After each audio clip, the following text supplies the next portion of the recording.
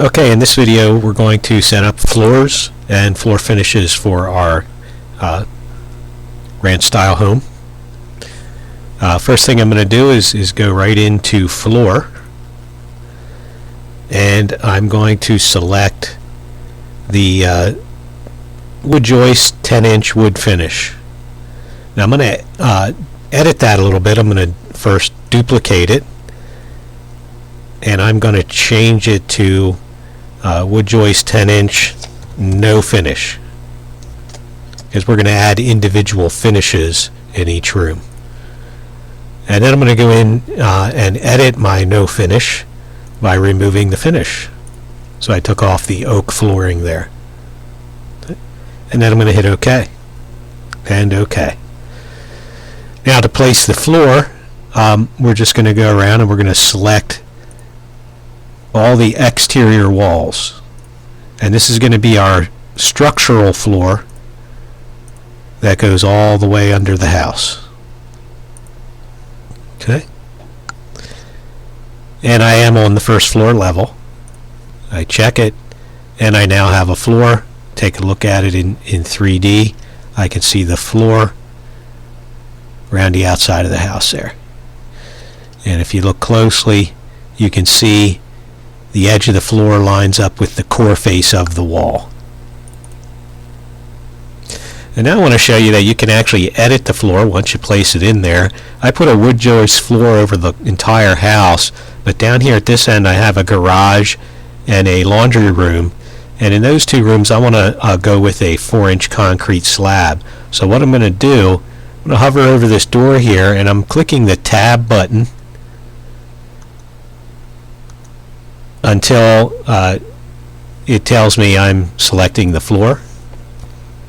Okay, and then I'm going to go up to edit the floor. Now sometimes the edit button doesn't show up. If you click this little button right here a couple of times, cycles through the panels, and there's the button I'm looking for, edit boundary.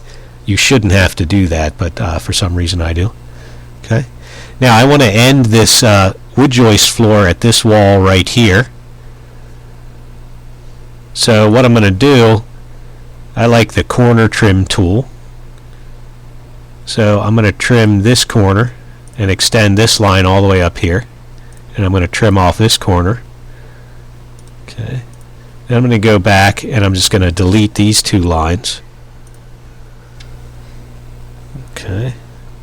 And I'm having the button problem again, so I'll cycle through the panels and get back to where I can check the green button. Now I have a floor, wood joist floor just under this part of the house, and I can go back to floor again.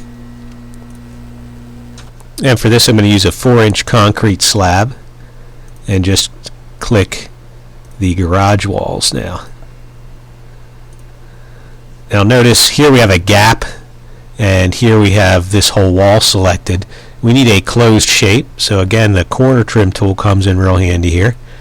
It makes a corner out of that one, makes a corner out of that one, check it, and now I have concrete slab 4-inch under this part, and over here we have the wood joist floor. Okay, now we're ready to add finishes to the floor, because remember this is an unfinished structural floor here. So what I'm going to do is I can just use my 4-inch concrete slab here, hit edit type, duplicate it, and rename it carpet. Hit OK. And then I have to edit it. Instead of cast in place gray concrete, I'm going to change it to carpet. Just do a search for carpet there. Default carpet in this case is red. We'll just go with that for now. And the thickness is just going to be 1/8 inch. So I've created a new floor type here, 1/8-inch carpet.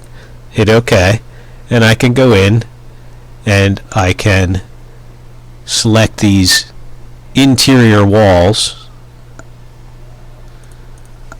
Let's get back to floor here, and I can go in and select these interior walls, and be careful, you don't want the carpet to go under the wall in this case, so I'm going to flip it over to that side, Gives you a nice flip option there if it ends up on the wrong side.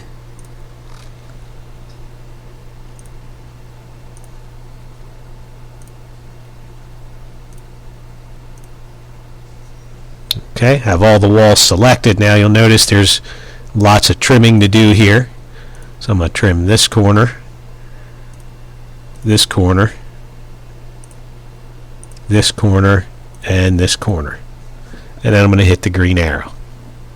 Now sometimes you get this error popping up that says the lines must be closed loops, and the highlighted lines are open on one end, and it tells me right here, shows me where the problem is. So I hit continue, and I'm still in the corner trim. So I trim that last corner, hit the check mark, and now I have carpet under this whole part of the house here. A good way to look at it is let's place a couple lights first. So we'll go to component and go to load family, lighting, architectural, internal, and we'll use that studio light that we've used before. Gives us just a ball of light, which is nice for the rendering. I'm getting a warning there. It's just telling me that these lights aren't visible. That doesn't mean they're not there. Okay, and then I'm going to do a quick camera view.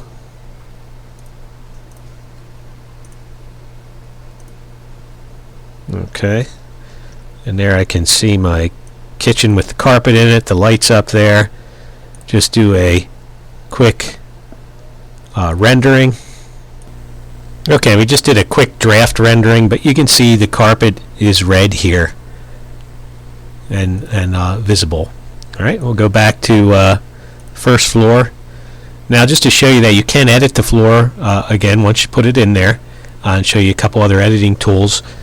I'm going to hover over the edge of the floor there where the door is, hit tab a couple of times till it selects the floor, and then I want to go to edit boundary.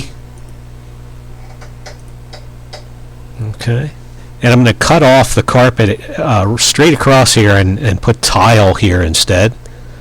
So again, that corner trim works really well for something like this.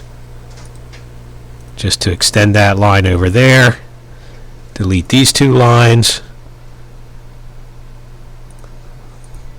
My computer is not cooperating here. And there we go. You can see the carpet ends here. We can go back in, create another floor. And this tile I just created by duplicating the carpet and changing the material to tile.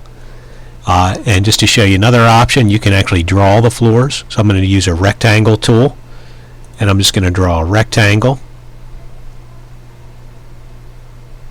and take that, cover the floor of the kitchen with tile.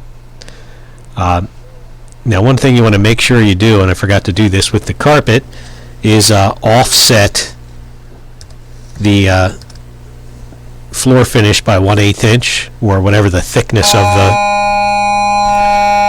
floor is, and that'll lift the floor up so it's not embedded into the structural floor. So I'm going to go back and do the same thing with the carpet. I'll put an 1/8 inch offset on that. That just lifts it up so it's not embedded in the floor, it's actually above it. And a quick rendering shows the tile under the kitchen dining room area and the carpet over here in the living room area. Then I would go on and do the rest of the floors, and we're finished.